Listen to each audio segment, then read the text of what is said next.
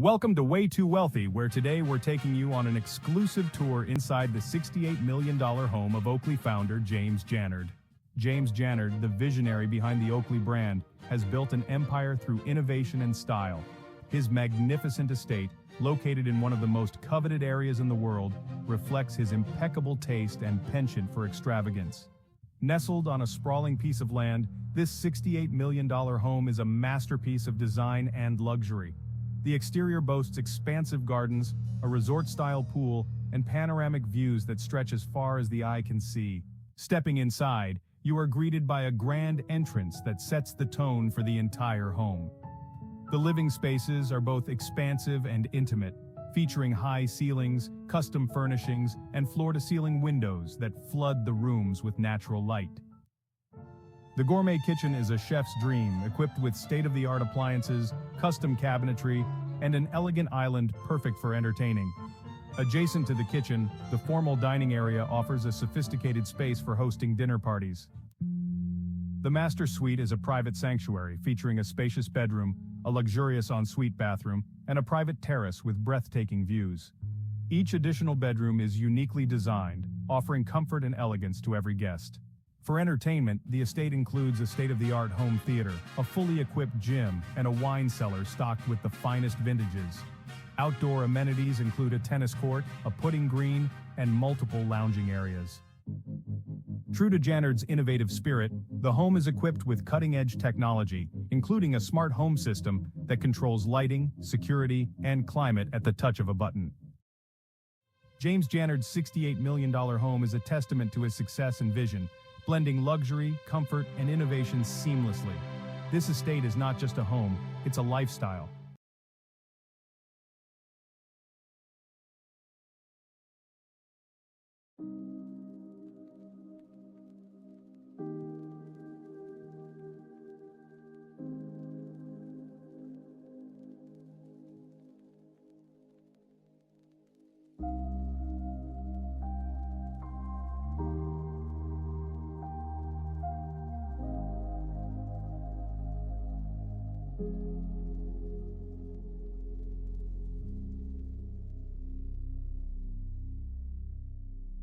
James Jannard is an American designer, businessman, and founder of Oakley, an eyewear and apparel company. He is also the founder of the Red Digital Cinema Camera Company. He is known as Red Man. In 2005, Jannard started Red Digital Cinema Camera Company. As a self-described camera fanatic owning over 1,000 models, Jannard started the company with the intent to deliver a relatively affordable 4K digital cinema camera. In 1975, Jannard started a one-man business selling motorcycle parts out of his car at motocross events. He named his company after his dog Oakley.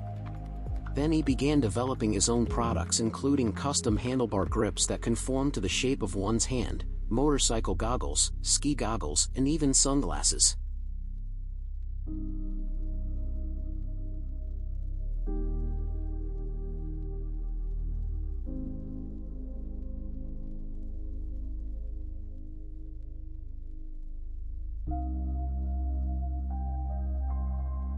Oakley sunglasses were used by bicycle racer Greg LeMond, raising the company's profile. Jannard sold Oakley in November 2007 for $2.1 billion to Italian company Luxottica, the world's largest eyewear manufacturer and retailer.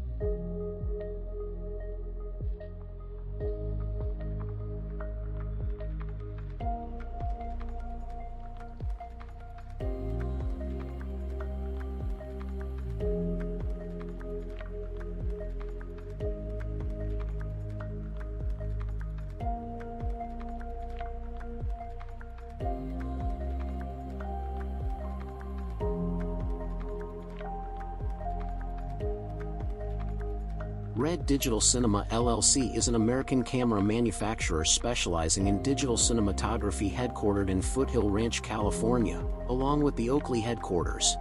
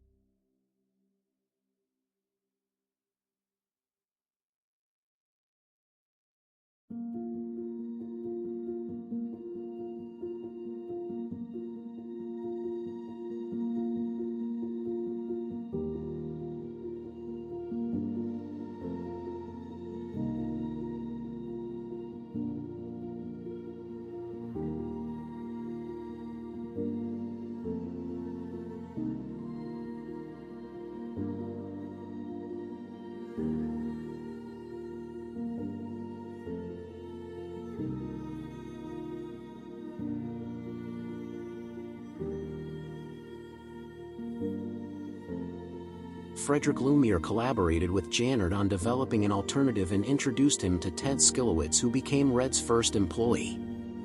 At the 2006 NAB show, Jannard announced that Red would build a 4K digital cinema camera called the Red One and began taking pre-orders. In 2010, Red acquired the historic Renmar Studios in Hollywood and renamed it Red Studios. Red is an acquirer of many tastes, and one such acquisition is the monopoly over the control on who can compress RAW from 4K, 6K, or 8K, along with Blackmagic. These two spearheads back in the day patented their compressions. To this day, many companies have stepped back or have been pushed back from releasing grandiose inventions for the cinema technology industry because Red and Blackmagic won't let them. For a time, a very long time, Red has been holding the industry back. Especially DJI.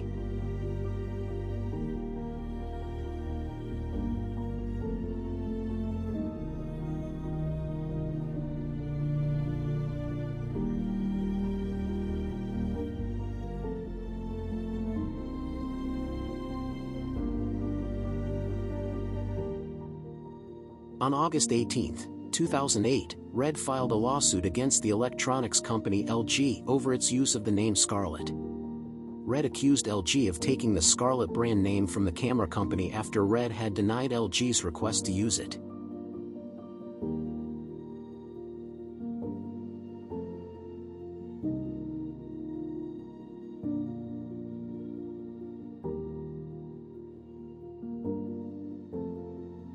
On September 23, 2011, Jannard announced that his personal email account was compromised by former Arri executive Michael Bravin.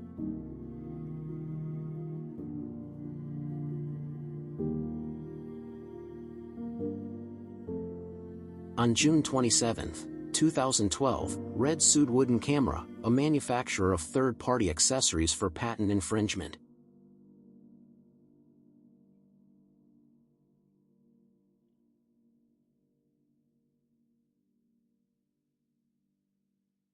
In February 2013, Red filed for an injunction against Sony, claiming that several of its new Cine Alta products, particularly the 4K-capable F65, infringed on patents the company held.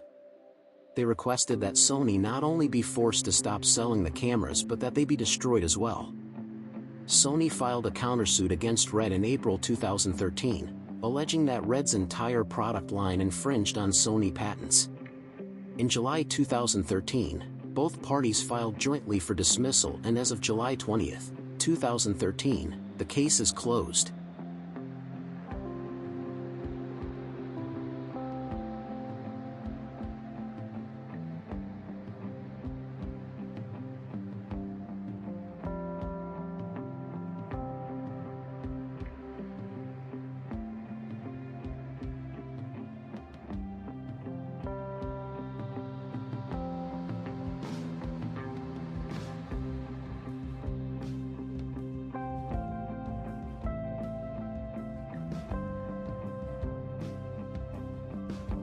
In May 2019, Apple filed a lawsuit against Red over several patents relating to digital cinema cameras and sensor processing. Apple lost the case in November 2019.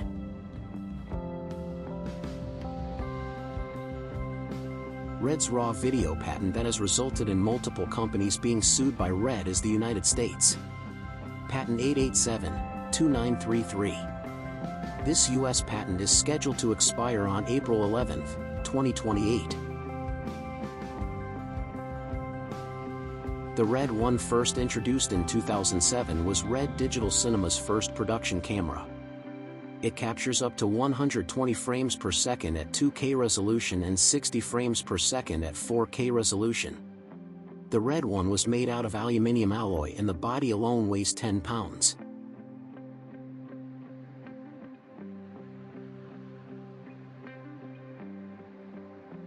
By 2010, Red began selling upgrades to a 14-megapixel sensor called the MX. It was used for the filming of The Informant and The Girl with the Dragon Tattoo. In 2010, Red released the Red Epic, which was used to shoot The Amazing Spider-Man, The Hobbit, Prometheus, Pirates of the Caribbean, On Stranger Tides and The Great Gatsby, as well as many other feature films. In 2009, Red began releasing new cameras with an updated form factor compared to the Red 1, designed with the goal of facilitating either still images or video depending on the mounting setup. Red called the concept DSMC4, Digital Stills and Motion Capture. The first camera released for this system was Epix, a professional digital stills and motion capture camera with interchangeable lens mounts. After this, a new camera line called Scarlett was introduced that provided lower-end specifications at a more affordable price, initially equipped with a 5K imaging sensor. Upgrades were later offered to a 6K sensor with higher dynamic range called the Red Dragon. In 2017, Red announced their intentions to enter the smartphone market, including planned features such as a 5.7-inch holographic display and integration with existing camera products. On May 18, 2018, Red announced the Hydrogen One with a release date in August 2018. On release, this smartphone was a critical disappointment and was even cited as a contender for the worst technology product of 2018, arising from outdated hardware and a lack of capabilities.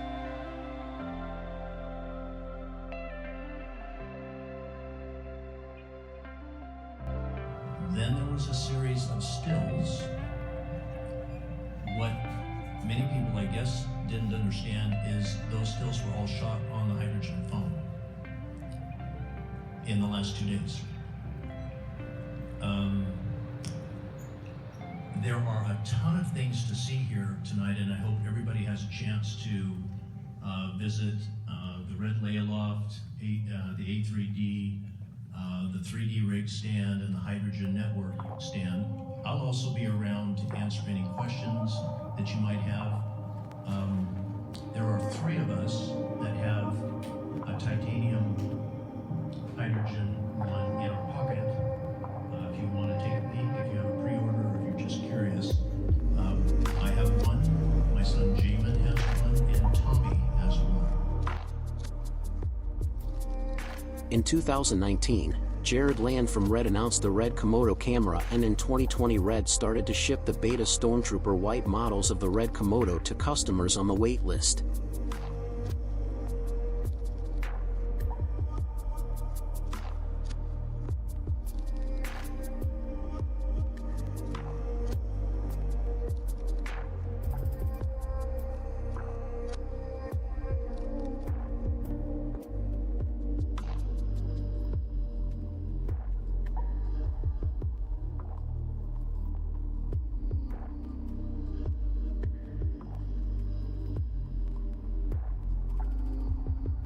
In 2021, Red announced the Red V Raptor camera.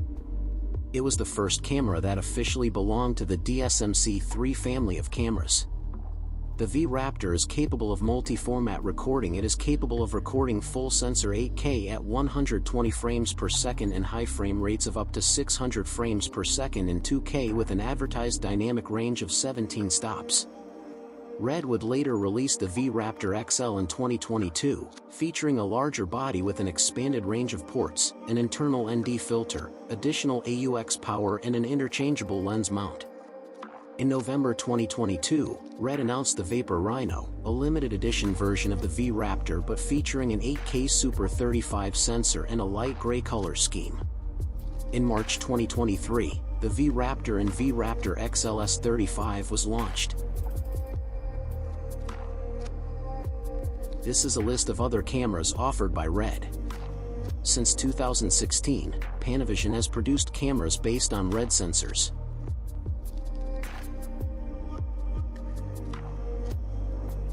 Announced in 2012, the Red Ray Player was the first standalone device capable of providing 4K content to compatible 2D or 3D displays using a 1 TB internal drive for storage. The Red Ray plays 4K or HD media in the Red code format.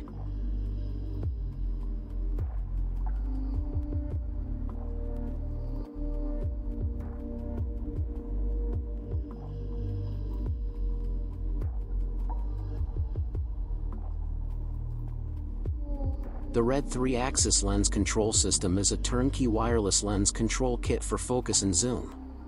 Included is the THC Tactical Hand Controller, a wireless remote that allows the operator to adjust lens settings from a distance.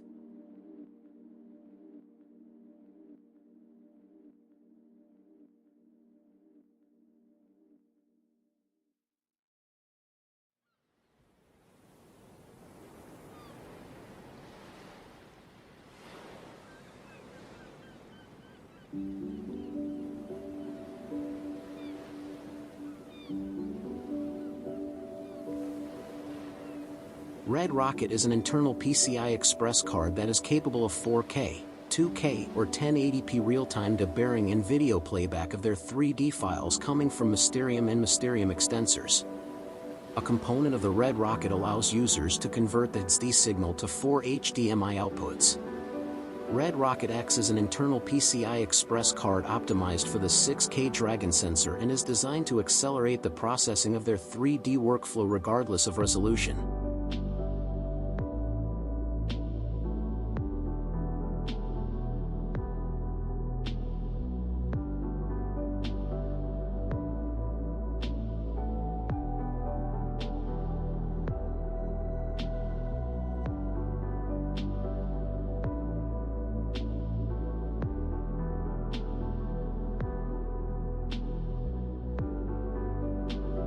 Red SignX Pro is a free-of-charge post-processing software collection developed by Red and built specifically for Red camera systems.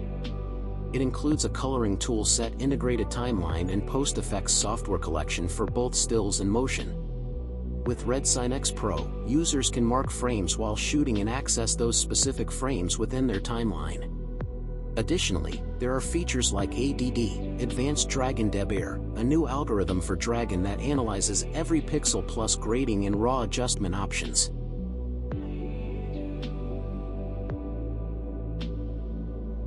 Announced in 2013 and launched in 2014, the RCP Development Kit is a SDK software development kit that allows programmers to create custom applications to control their camera via a mobile device computer or microcontroller. The kit includes the RCP Bridge, a wireless module that allows apps to communicate with the camera. The bridge supports a wireless communication range of approximately 50 feet.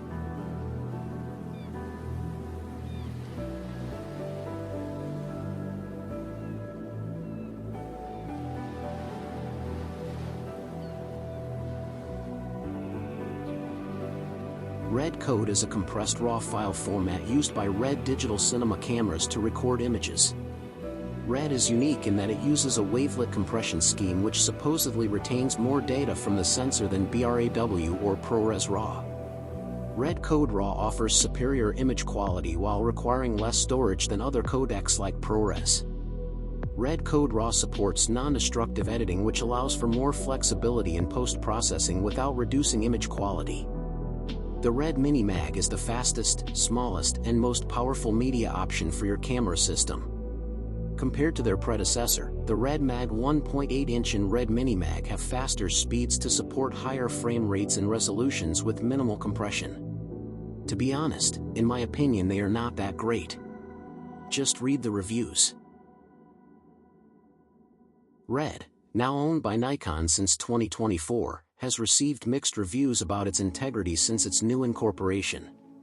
In my opinion, it's a strategy to provide professional and independent filmmakers an opportunity to use the same professional industry tools for the same price. Already known for their exceptional quality and versatility, Red is now even more financially accessible. A strategy of reducing the price of Red cameras now under the umbrella of Nikon reflects on an effort to position Red more competitively in the camera market. This move can be driven by factors such as increased competition, the need to clear inventory for the availability of new product launches, and a desire to attract a wider customer base.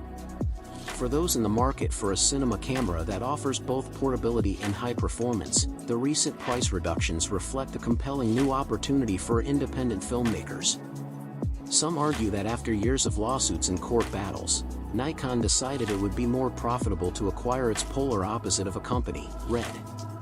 Some also argue that Nikon has been wanting to get into the cinema game since Canon, its biggest rival, had joined for over 10 years now.